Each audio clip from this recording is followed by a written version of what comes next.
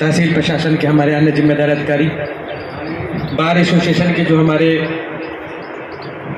महत्वपूर्ण अधिकारी पदाधिकारीगण हैं, दूर दराज गाँव से आए हुए जो क्षेत्र के सम्राट नागरिक हैं, प्रधान हैं, इसके अलावा हमारे मीडिया जगत के और हमारे पत्रकार साथी जो पीछे खड़े हैं बैठ जाएं, कृपया सीट अगर हो तो बैठ जाइए, सभी लोग बैठ जाएं। गर्मी ज़्यादा है, उमस ज़्यादा है, आपके धैर्य की परीक्षा है। सभी लोग बड़े ही ध्यान से सुन रहे हैं, जैसे लगता है कुछ नया मिलने वाला है। निश्चित रूप से हम लोगों को बहुत नया मिला है। 1860 में अंग्रेजों के द्वारा जो भारतीय दंड संहिता लागू की गई थी, जिस समय हम गुलामी की बेड़ियों में जकड़े हुए थे, उस समय देश को किस तरीके से और अधिक गुलाम बनाया जाए, हमारी सोच को किस तरीके से गुलाम बनाया जाए, हमारे जो अपराध हैं, तौर तरीके हैं, उस पर किस तरीके से सजा दी जाए, दंड दिया जाए, इसके लिए लॉर्ड मैकाले के द्वारा भारतीय दंड संहिता बनाई गई और उसका परिवर्तन कराया गया। दुखद बात यह है कि देश को आज़ादी 1947 में मिल गई। 1950 में हमारा संविधान भी लागू हो गया। जो हमारा आइन था, जो हमारा संविधान था, वो 1950 में लागू हो गया। लेकिन उसके बाद भी आज तक वही पुराना कानून जो मैकाले ने शुरू किया था 1860 में, वो कानून अभी तक चल रहा था। आज़ादी के इतने सालों बाद तक, 1947 से आज़ादी हमें मिली और आज 2024 तक, 30 जून 2024 तक जो कानून चल रहा था, उस कानून को बदला गया। बदला, कोई भी नई चीज़ आती है, क्यों नई चीज़ आती है? परिवर्तन प्रकृति का नियम है। लेकिन हम बदलाव की तरफ क्यों जाएं? जैसे हम पंखे पे क्यों गए, एसी पे क्यों, घड़े से हम लोग फ्रिज के क्यों गए, अच्छे मकान से हम मकान क्यों गए? पहले हम खलिए में विसर्जन करने के लिए क्रिया करने जाते थे, शौचालय के घर में हो गए। बदलाव है, बाकी कारण क्या है? कानून उस समय के हिसाब से गए, जो अंग्रेज शासन को बनाए थे, जो हमारी गुरु बनाए कानूनों हटे, नया कानून क्यों जा रहा है? अभी तक क्या खामी उस कानून की जड़ गई? तो नए कानून में कई चीजें लिए धाराओं का बदल गया, या इसको ऊपर नीचे कर, कानून ऊपर के नीचे तक सब कुछ बदल गया। और इसके मूल में जो इसकी आत्मा है, जो इस कानून की आत्मा है, वो कानून की आत्मा ही पूरी तरीके से बदल गई।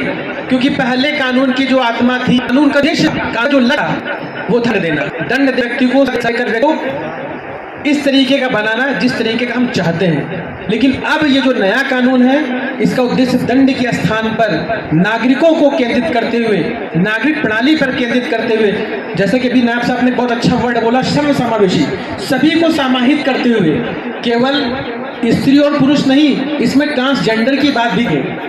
जिन लोग अभी तक समाज से दुष्कार दिया करते थे, दूर हटा दिया करते थे, उनको भी गले लगाने की बात की गई है। तो स्त्री और पुरुष के अलावा जो ट्रांसजेंडर, जो हमारा तीसरा लिंग है, जो उभयलिंगी है, उनको भी हमने इस कानून में समाहित किया है। तो इस कानून के अंदर ये जो नई चीजें लाई गई हैं, जो परिवर्तन गया है, ये परिवर्तन समाज के लिए हितैषी है। अब इसमें क्या क्या किया गया, आपको कई लोगों ने बताया। मोटी मोटी बातें मैं बताऊं, क्योंकि कानून तो बहुत बड़ा है। इस कानून को बदलने में आप समझ सकते हैं कितना अगर समय लग गया है, तो इसका मतलब यह कानून कितना जटिल रहा होगा। उसको हटा के जब कानून लाए, तो जो चीज़ है वो ये है कि हम दंड के स्थान पर क्या फोकस कर रहे हैं? न्याय पे, इंसाफ पे। हमें दंड के स्थान पे लोगों को न्याय देना है। शायद यही कारण है जो पहले हम लोग सजा के रूप में जेल में भेजा करते थे, तो अब इसमें जेल के साथ साथ एक चीज़ और आ गई है, सामुदायिक सेवा। आपने देखा होगा कभी कभी जब स्कूल में हम बदमाशी किया करते थे, तो हम लोगों के जो मास्टर साहब थे, वो सजा के रूप में देते थे कि चलो आज तुम पूरे स्कूल किस करोगे, तुम ये काटोगे, ये नाली देखो गंदी हो गई, ये भर गई, इस नाली को तुम साफ करोगे। तो यही तो है सामुदायिक सेवा। समाज के लिए हम जो बेहतर कर सकते हैं वही है सामुदायिक सेवा। अब समाज में सजा के रूप में सामुदायिक सेवा को भी कर दिया गया है।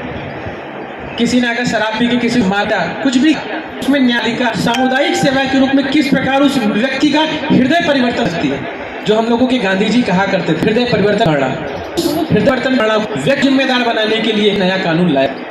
दंड के अस्त्र न्याय की हम कल्पना की, उसके साथ साथ परिवर्तन हुआ, चीजें नई चीजें आई, पुरानी चीजें खत्म हो गई। पुराने नुक्ते, पहले शिशु हुआ, बच्चों बलि कर दे दिया कर, कभी देवता के नाम, कभी किसी मुराद के नाम पे दे दिया करते थे।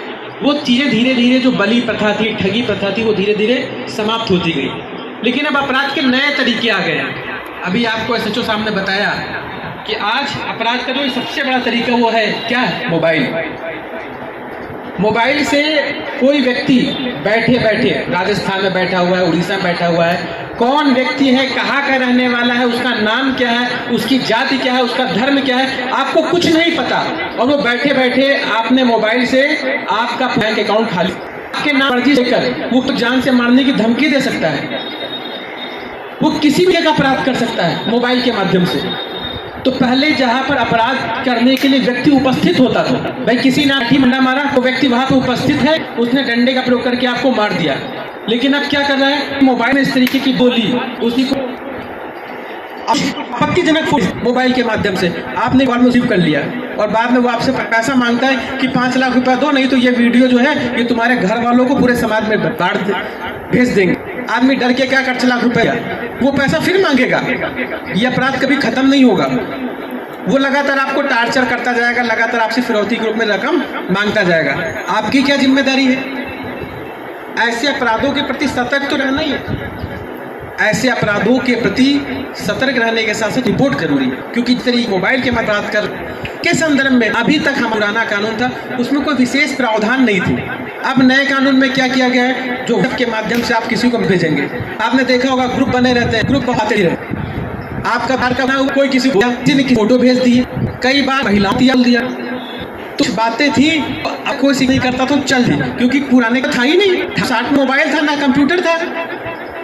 150 साल पहले कहाँ कंप्यूटर था, तो समय अगर वो चीजें हुआ करती थी तो उसके संदर्भ में कोई विशेष प्रावधान नहीं था। लेकिन अब हमारा जो कानून है उसमें व्हाट्सएप, ईमेल, जो भी इलेक्ट्रॉनिक दस्तावेज हैं, हर चीज के संदर्भ में पूरे विस्तृत और व्यापक प्रावधान किए गए। तो अब आपकी जो गतिविधि है मोबाइल के माध्यम से, आपको एक जिम्मेदार नागरिक के रूप में व्यवहार करना है, ये ध्यान देना है, लापरवाही नहीं, एक जिम्मेदार नागरिक के रूप में। इसके अतिरिक्त कानून व्यवस्था के समझ, कई बार क्या होता है कि लोग, मामला होता है जमीन का, मामला होता है मेड़ का, मामला होता है चक्र, मामला होता है का, लोग क्या करते हैं, अपने घर की किसी महिला को आगे कर दिया और उन्होंने मुकदमा लिखा दिया और झूठा मुकदमा लिखा दिया दबाव बनाने के लिए। ये आम प्रचलन में था।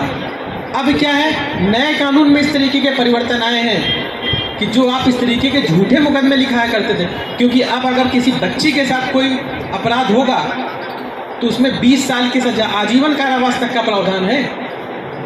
तो जो सजा थी वो बढ़ा दिया गया है। अगर इसका दुरुपयोग है, सामना व्यक्ति स्वतंत्र है, अगर आप झूठी शिकायत करें तो शिकायत के वो हाई कोर्ट जा सकता है।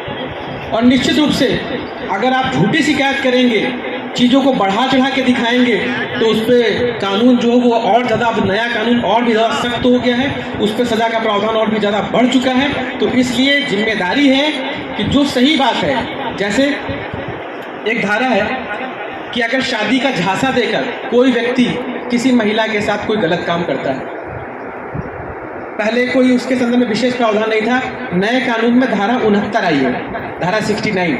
हमारे अधिवक्ता साथी जानते होंगे, बार के साथी जानते होंगे, आम पब्लिक को भी बताने की जरूरत है। अब आपको झूठा लिखाने की आवश्यकता नहीं है उसके लिए, क्योंकि पहले कोई विशेष धारा थी नहीं, तो आदमी बढ़ा चढ़ा के कुछ और चीज़ों को लपेट के बता दिया करता था। लेकिन अब ये हो गया है कि शादी का झांसा देकर अगर कोई किसी के साथ संबंध बना रहा है तो उसके लिए सीधी सीधे धारा है 69 और उसमें कड़ी प्रावधान है। तो अब झूठाने की, बताने की आवश्यकता ही नहीं है। और अगर आप झूठा लिखाओगे प्रावधान। इसके अतिरिक्त आपको पता था आतंकवाद समस्या नहीं थी, नए समय में आतंकवाद की समस्या आई। आतंकवाद के संदर्भ में कोई विशेष कानूनी प्रावधान आईपीसी में नहीं लिखा था। अब नए कानून में आईपीसी में आतंकवाद के संदर्भ में भी नए प्रावधान किए गए हैं। धारा 113 जो है वो आतंकवादी कार्य के संदर्भ में जो दंड है उसका प्रावधान पता था। पहले संगठित अपराध जो थे को किसी प्रकार का दंड का प्रावधान नहीं। अब संगठित अपराध जो ऑर्गेनाइज करके पूरा क्राइम किया करते थे उसके संदर्भ में विशेष धाराओं का पालन किया। आपका होगा कभी शादी विवाह में किसी स्थान पे छोटे बच्चे के माध्यम से उसको बहला फुसला कर आदमी किसी प्रकार का अपराध करा लिया करता था। अब क्या है, नए कानून में अगर आप छोटे बच्चे का प्रयोग करते हुए किसी प्रकार का अपराध किसी का करवा रहे हैं, मान लीजिए शादी विवाह में कोई छोटा बच्चा गया और वहाँ जेवर वगैरह वो लेके भाग गया, तो छोटे बच्चे पर तो सजा का प्रावधान ही नहीं था। उसको तो पता ही नहीं कि वो कर रहा है, वो सही कर रहा है। कोई व्यक्ति उसका प्रयोग करते हुए सजा कर सकता था, अपराध करवा सकता था। अब इसमें भी यह सजा का प्रावधान हो गया है कि छोटा बच्चा के माध्यम से अगर कोई अपराध करवा रहा है तो उसमें भी सजा का प्रावधान कर दिया गया है। इसी तरीके से भीड़ के द्वारा जो हिंसा होती थी, मॉब लिंचिंग, पहले नहीं होता, अब कई वक्त भीड़ हिंसा कर देती है, उसका हमारे पुलिस प्रशासन रखना पड़ता है। भीड़ की हिंसा को हतोत्साहित किया गया, भीड़ हिंसा के मॉब लिंचिंग के संदर्भ में अलग कानून बयान किए गए हैं। तो ये कि जहां न्याय में हर व्यक्ति की बात की गई है, वहां पर हमें जिम्मेदार नागरिक बनना भी पड़ेगा। नए